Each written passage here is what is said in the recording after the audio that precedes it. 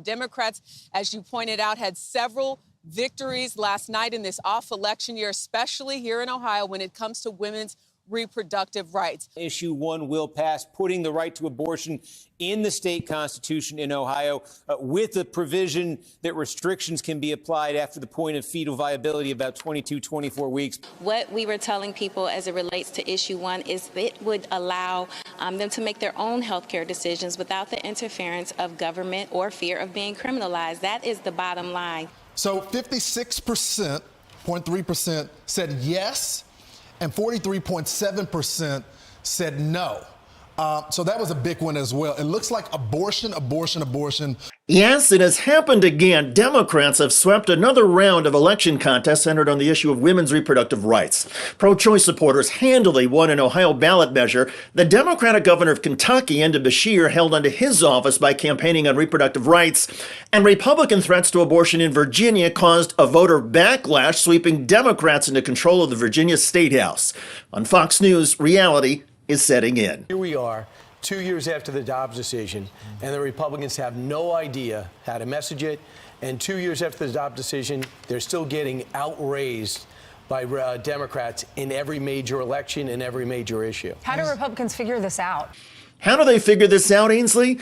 Well, this is easy. Stop trying to take away women's reproductive rights. You can be personally against abortion and still support an individual woman's right to make her own choice.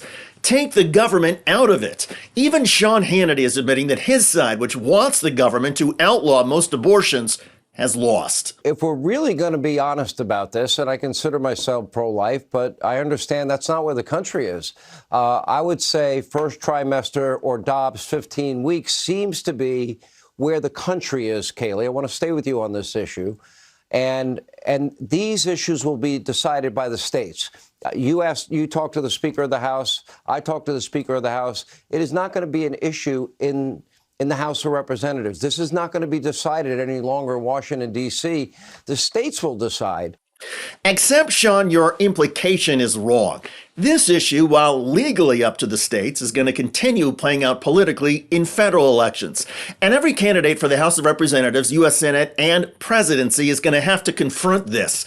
And that was underscored on a poll cited on your channel, Fox News. It says 68% said that the abortion issue was extremely or very important, and only 32% said that it was moderate or not important. It's nearly 7 in 10. Republicans have to figure out what their messaging is, like Brian was saying, in order to go forward in the next election.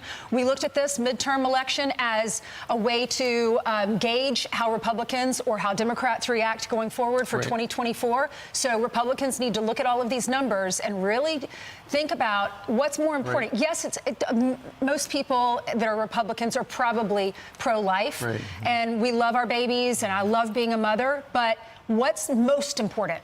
Republicans taking over and Republicans being able to keep our country. Yeah, because if Republicans lose, the country is doomed. The ridiculousness on Fox News is always there. In any case, we are starting to hear a lot of Republicans talk about how toxic the pro-life effort has been to Republican campaigns. Indeed, Republicans have now lost 7 straight state elections that specifically involved abortion rights. And a lot of Republicans who say they intend to tighten abortion restrictions are getting voted out of office or losing to begin with. Ultimately, it comes down to the question of abortion. And Americans, as we have seen, once again, the predominant issue across the board was abortion.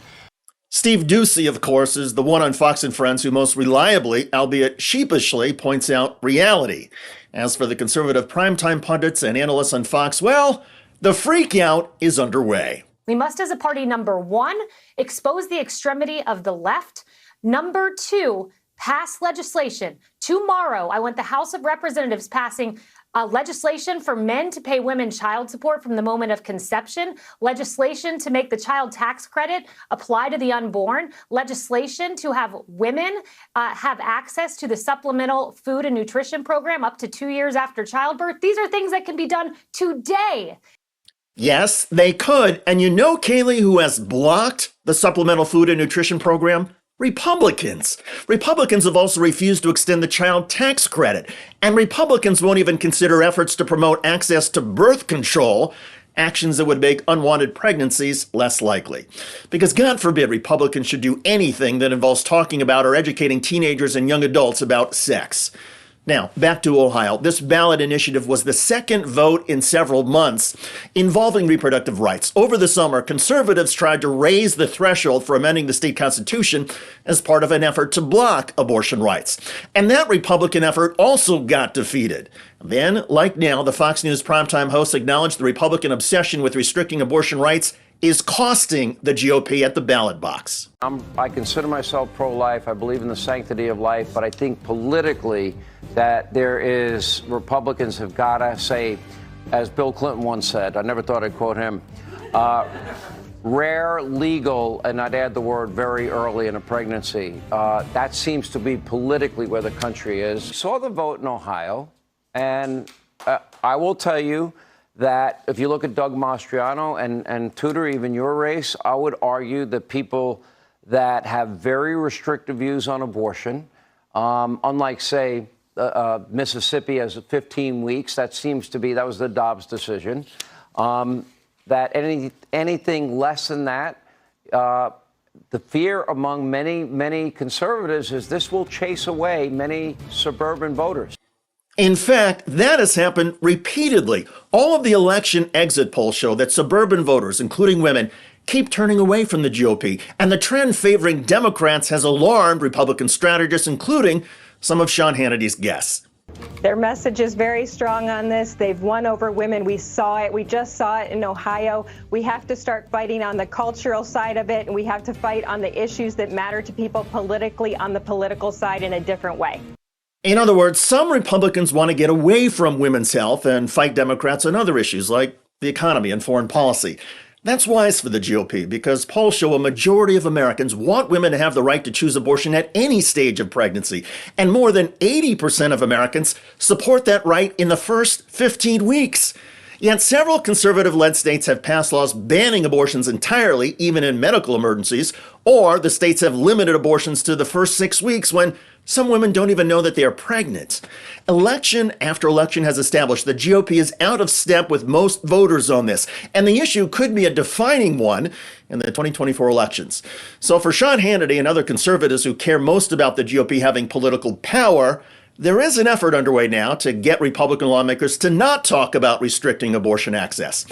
However, the Republican Party maintains a strong Christian evangelical base, and that wing of the Republican Party is not about to move on.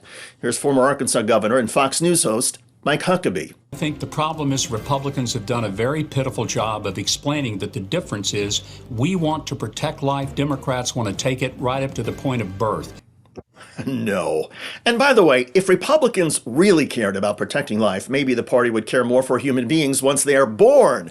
You know, healthcare, education, basic human rights, pre-K food assistance.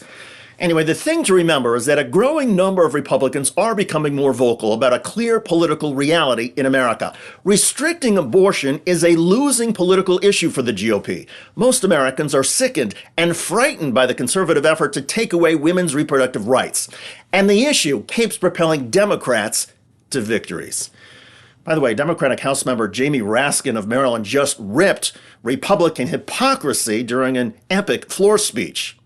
Now is a moment when we will get to see who in the House of the Representatives believes in the freedom of speech, even the speech they hate, versus those who want to impose a new political straitjacket of cancel culture on America and Congress.